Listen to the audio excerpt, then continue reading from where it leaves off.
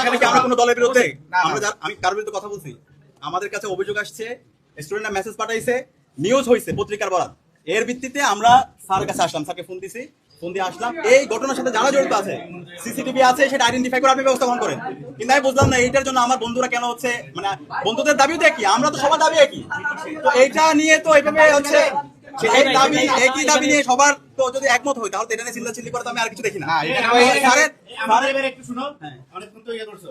আমাদের তোমরা যে দাবি নিয়ে আসছো আমরা শুনছি, সেই অনুযায়ী যে প্রশাসনিক যে প্রসিডিউর গুলো আছে তুমি ভালোভাবে জানো। 8টার সময় আমাদের মিটিং আছে, তোমাদের দাবি অনুযায়ী আমরা সবকিছু চেক করব এবং ব্যবস্থা নিব। এ পর্যন্তই মিটিং শেষ।